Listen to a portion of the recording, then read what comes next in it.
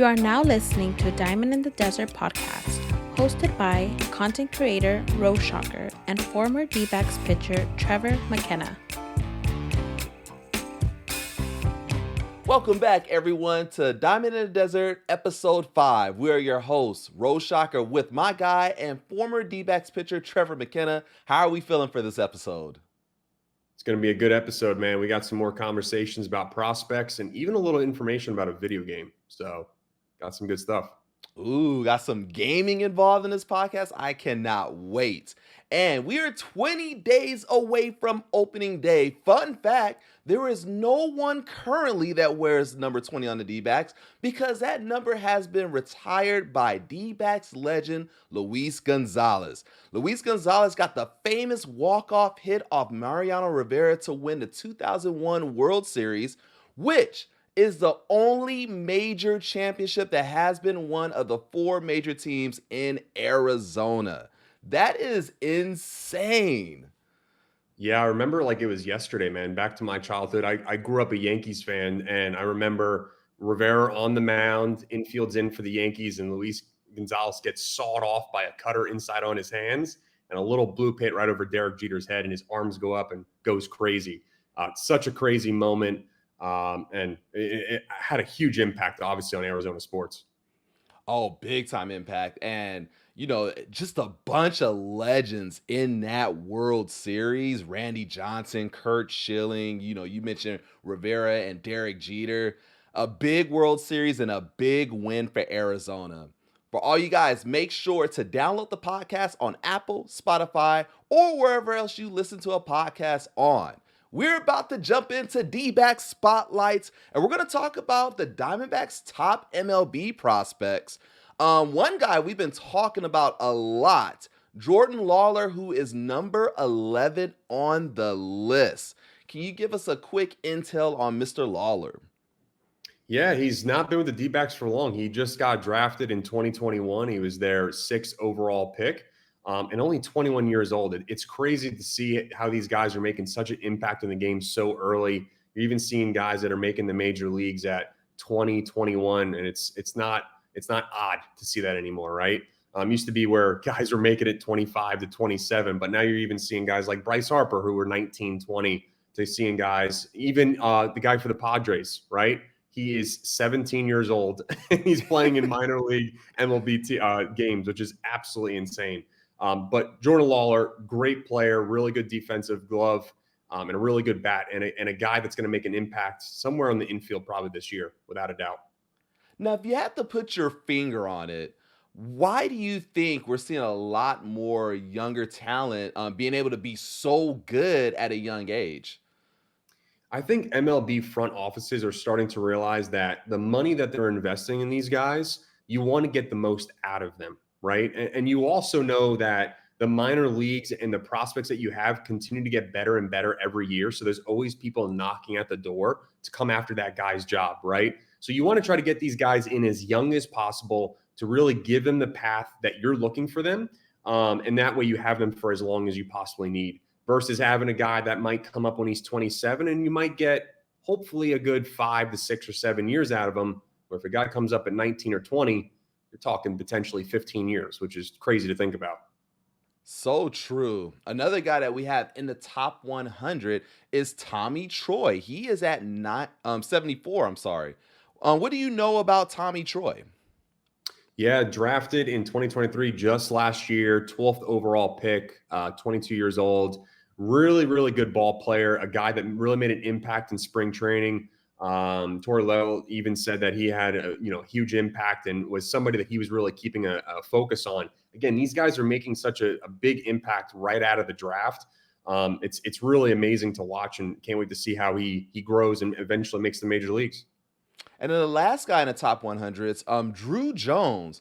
That name sounds familiar. Oh yeah, Andrew Jones's son, man, ex-Brave. Oh yeah.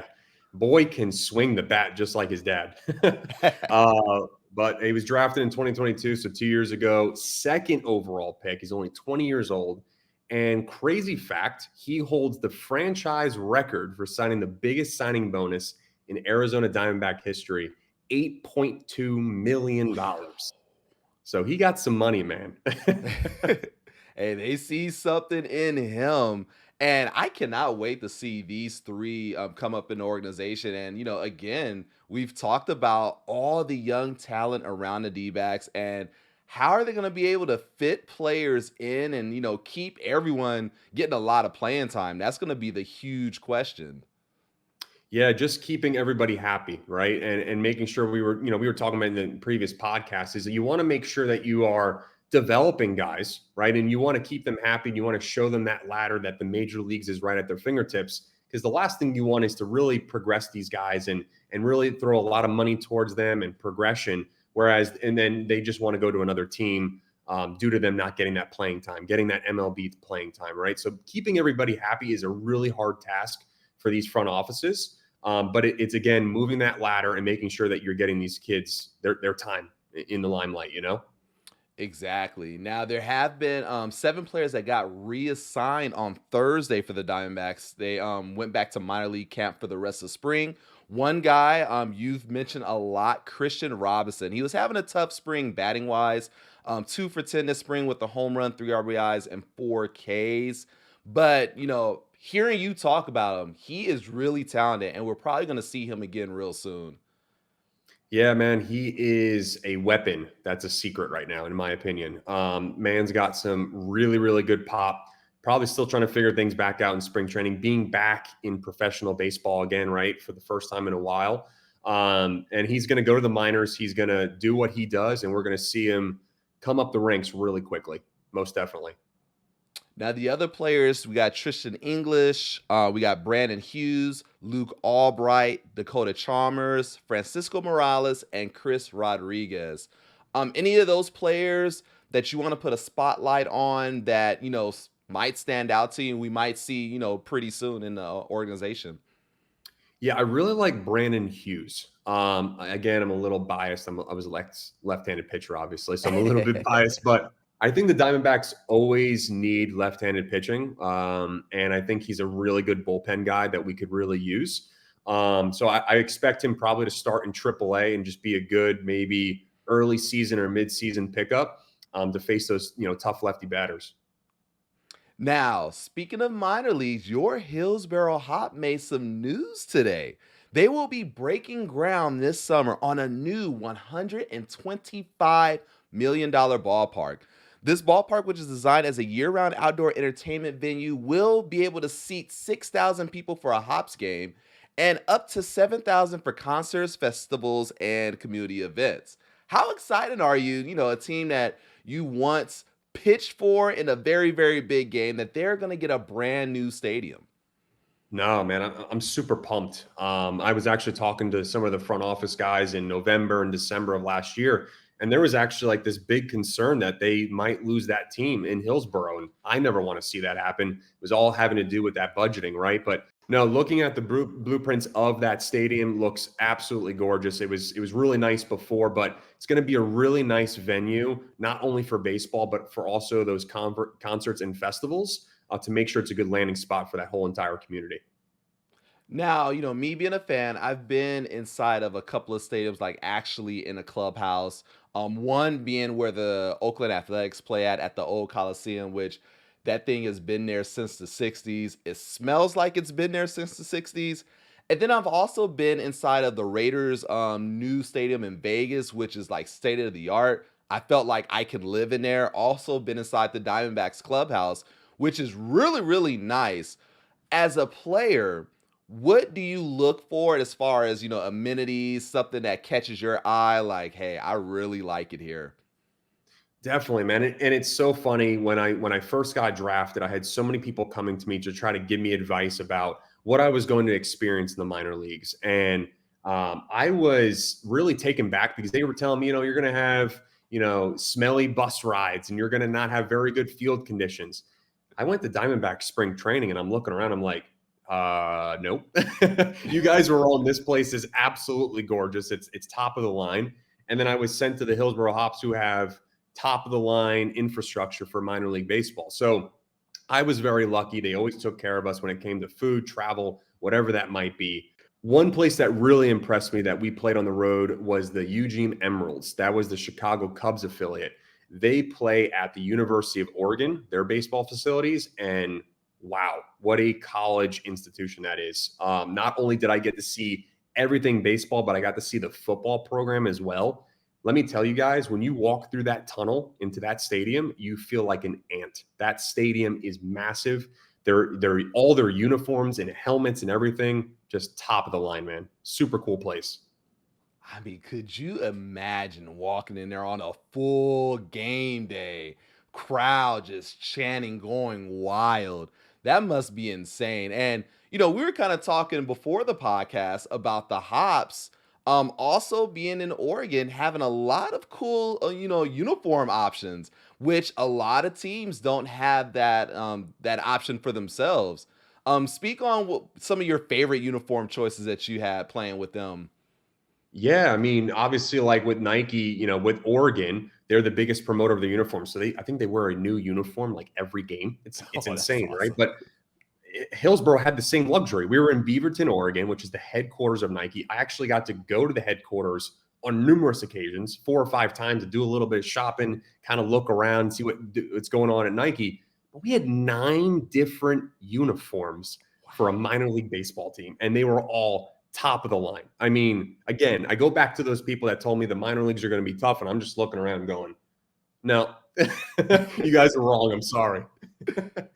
Yo, that is so cool. And, for those of you guys that might want to play on a hops yourself in a video game, we got some MLB The Show news. MLB The Show 24, they've been releasing a lot since the middle of February. Yesterday, they had ratings, official player ratings, and they did the top 5 for each team. And so we have the top 5 for your Diamondbacks. Number 1, no surprise, 91 overall, Zach Gallen. Right there, you might as well say 1B, 91 overall, Corbin Carroll, who has 99 speed and 99 steal. He is going to be dangerous at the plate and on the bases. Number 3, 89 overall, Ketel Marte. If he continues to play like he's doing in the spring, expect that overall rating to go up throughout the season. We have 88 overall, Christian Walker, and we have 83 overall, Merrill Kelly. Now, I know you like to play a little bit of MLB The Show yourself. What do you think about those ratings? I think the ratings are fair. I want to say I feel like they're undercutting Ketel Marte a little bit. I mean, Yeah. I would like to see him in the 90s. I mean, the guy is literally batting 600 in spring training, and I feel like he batted 1,000 in the World Series. He didn't really bat 1,000, but it felt like he was batting 1,000. It felt like every time he was going up, he's getting a hit, right? He made a huge impact. I would like to see him in the 90s. Christian Walker, I feel like he could be a little bit higher. And I think, honestly, Merrill Kelly should be at 90 at least as well. Man is dominant on the mound. Again, he's not going to blow you away with an amazing fastball, but he gets outs, and I think it should be a higher rating. I think he should get a higher rating too. And I think Zach Gallen, who, the last 2 years have been in the top 5 for the Cy Young Award, I think a 91 is a little low for him. We could see him, in a 94, 95 range. He's been really, really good. And also, this is huge. For the first time ever, you can create a female athlete to take into role to the show. This is such a really cool advancement in the game, because now you're bringing in a different fan base that can, hop in, create a player, and be able to, see if they can make the majors. And we're seeing a lot of advancement as far as with female participation. Today is International Women's Day. So shout out to all of the women out there. And, even with the Hillsborough Hop, there is a manager who is a female. Yeah, man, I think females are making such an impact on the game of baseball. And we see that at the high school level with more girls playing high school baseball on the boys team. We're seeing even girls get the chance to play in college on baseball teams. And then, there was that famous movie that came out, I believe it was 2017, called Pitch, where there was a female pitcher that made her whole way through the minor leagues and ended up making the major leagues for the San Diego Padres. I think it's a really cool dream to portray for girls, and to never give up. And there's always that opportunity that maybe maybe one day a female will eventually play baseball. And that's kind of crazy to think about, but that is always a possibility. And I love what the Hops are doing. I love what the Diamondbacks are doing with allowing a female manager to run one of their minor league organizations, to show that they really trust that girl, and making sure that they're progressing those minor leaguers as well. I think it's awesome. I remember just a few years back, watching the Little League World Series, and there was a girl that was she was lights out, and there were players that were feared walking up to the plate, and her fastball had some sizzle to it. So I don't think it's far fetched that we will eventually see, a female athlete make it up the ranks in baseball. And I think it's a great thing that the MLB The Show is adding to their game. And make sure to download the podcast on Apple, Spotify, or wherever else you listen to a podcast on. We're going to get into some of the spring training results from our last podcast. And on Tuesday, we had the Diamondbacks facing the Padres, and the Diamondbacks coming out victorious with a 5-3 win. What are some of the highlights from that game that you saw? Yeah, Suarez, a 3-run tank, absolute tank, looks really, really solid. Ryan Nelson struggled a little bit, got to 3 innings, gave up a couple runs, but really settled in, was working on his pitches. I still liked what I saw with him. Again, I'm more worried about his progression, making sure that he's getting up to 4, 5, 6 innings before he, touches that ball for in season, right? And to make sure he's really building himself up, no injuries, make sure he's staying healthy. Seawald, again, looking dominant, adding in that changeup that we talked about in the podcast before, getting ground balls, even getting a strikeout on a fastball up. Love to see that. And Pavin Smith, got to talk with him a lot in spring training. Really solid lefty hitter, and did really well that game. 2 for 3 with a double. Really looking solid as well.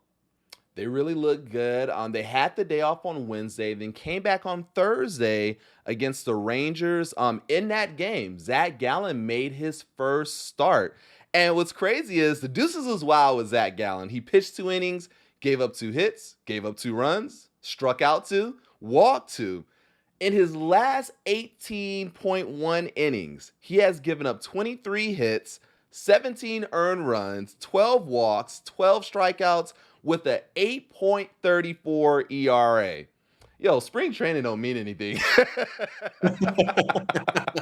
Man, it really doesn't. And I think that is like the proving point that these guys are obviously going out there to do the best they can, but they're working on stuff. They're trying to get the feel back. They're trying to work on their pitches. And more importantly than anything, they are trying to stay healthy, right? That is probably the most important thing. But that proves it right there. It's all proof in the pudding that, hey, I'm going to work on what I need to right now, but when I get in season, then it really matters. Let's get after it.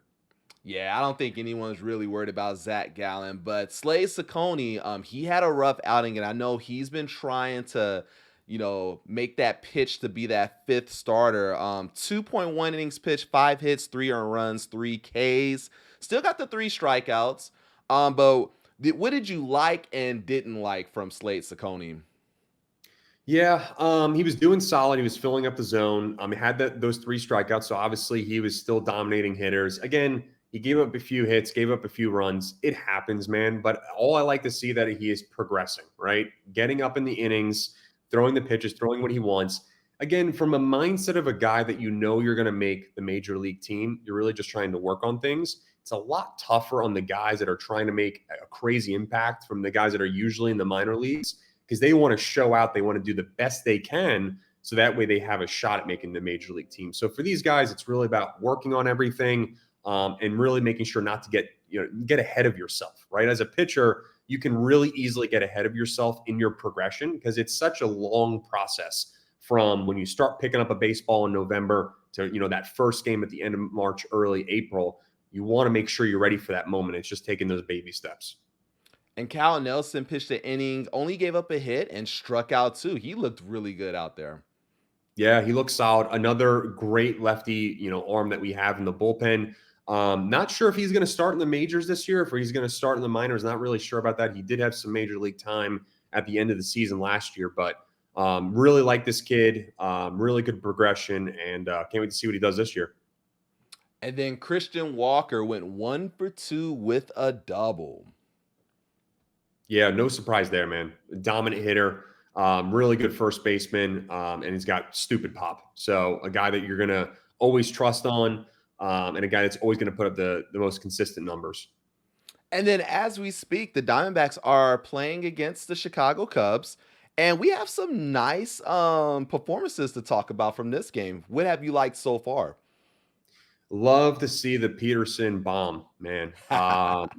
Like we talked about before, the man can just mash righties, and he was facing Hendricks. And as if you guys have watched Hendricks, it's like playing against a softball pitcher, slow pitch softball, because everything is he's got 3 pitches: slow, slower, and slowest. Right. So this man probably had to get up in the box, wait for his pitch, and he get his pitch. He knocked it out of the park. So again, love to see it. He's proven that he can hit righties. And he's going to be in that lineup and be strong for us. Merrill Kelly making his first start, 2 innings with 3 Ks. Yeah, man. See, this is what I'm trying to say. You got to increase his overall in MLB The Show. Have to, right? Have to increase it. And he's doing unbelievable. And it amazes me that this guy was playing overseas and he never got really that shot at the major leagues. And then he comes back over and then just dominates, right? It's unbelievable to watch. And then Paul Sewall, Mr. Reliable in spring so far, another innings pitched, no runs. He might not be the flashiest closer, as far as pitching 100s and getting a lot of Ks, but he gets the job done. Definitely, man. And I think the stereotypical closer is going to come in and just sling the ball. And what happens is when you're a guy that throws really hard, you're going to have that pressure. And there's going to be a lot of times where they're going to walk a lot of guys, because guys that usually throw hard don't have a crazy amount of command, right? So there might be a lot of walks, people getting on base. With Sewall, you don't have to worry about that. You know he's going to fill up the zone. You know he's going to go right after guys and just attack and try to get outs. That is his ultimate goal. That, to me, because I'm, again, a little bit biased, I wasn't a guy that threw 100, but I wanted to make sure I hit my spots and gave my team the best opportunity to win. And I think he does just that. And he does. And, it's someone that you can trust out there that, again, will get the job done. I remember, just watching some fan bases and even looking at Phillies, they had Craig Kimbrell out there. And he's someone that, he's a good reliever, but you're riding a roller coaster with him because he can strike out the side, but not before he loads up the bases with 3 walks or, gives up a couple of singles and has everyone sweating. With Sewall, he's just reliable. He's going to make his pitches. He's going to hit his targets. And, it's going to be a nice, clean inning. And it's so funny about trying to find that perfect medium of, okay, I want to throw as hard as I can, but can I command it? Great story I have of a team we were playing in Washington, the San Diego Padres affiliate. And it's the bottom of the 10th. I'm sorry, top of the 10th, because we're away. And we're losing 4-3. This guy comes in, big boy. He had to be 6'8", 275. And he's just warming up. He's like 92, 93. I'm like, okay, I could throw a little bit. First pitch, 103. And I'm like, whoo, heard the seams on the fastball. I'm like, wow. Long story short, he walked 5 guys in a row and we won the game.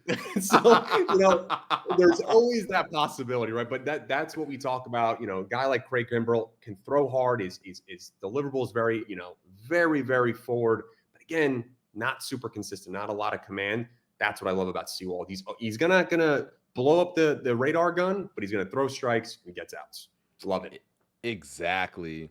Now, we have a letter in our Diamondbacks mailbag today, and this one is coming from Mr. Outlaw from Chicago. He asks, will Corbin Carroll carry last year's success into 2024? What do you think? I think he made a really, really big impact. And I think he's going to have a little bit of a target on his back, especially being a guy that's going to bat in the top of the lineup. They're going to go after him. They're going to, a lot of our guys that we're going to be facing, the Phillies and the Dodgers, whoever, are going to be really making sure they're looking at the film and saying, okay, what's his weakness? What's the weakness in his swing?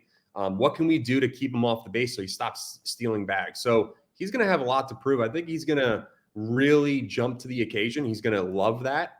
Love that competition from what I know about him. So yeah, I think he's going to carry it on. He's going to steal a lot of bags, and I think he showed a little pop last year. He showed a little bit of power, and he's not a big guy, but man, that boy can hit it right into that swimming pool. So I think you're going to see those numbers go up as well. Yeah, I agree with you. Just kind of seeing his mannerisms around spring training, and he is someone that, he's not walking arrogantly or anything like that. Like, he looks hungry. It looks like that World Series loss is something that, I didn't really do anything. Like, yeah, he's rookie of the year. He didn't really do anything because they did not win a World Series. And I think that hunger is going to help him to continue to improve. He's real patient at the plate. And, again, the 99 speed on MLB The Show will tell you he is fast, and I think he'll still get his stolen bases. I do expect him to continue to 2024 and possibly get into that MVP conversation as his name continues to get out there. Definitely, man. I want to see him compete against the Ronald Acuñas, right? They have those stolen bags, get those power numbers up, and just be, absolutely dominant, right? And I think you're absolutely right. I think that World Series loss is probably really eating him alive. And he wants to make sure that he makes an impact right when the season starts, but he wants to get back to the postseason to prove, hey, this is what I can do. Exactly. And that is episode 5 of the Diamond in the Desert podcast. Make sure to download on Apple, Spotify, or wherever else you listen to podcasts on. I am Roshocker with my host Trevor McKenna, and we will see you guys on the next episode. Thank you for listening to Diamond in the Desert podcast.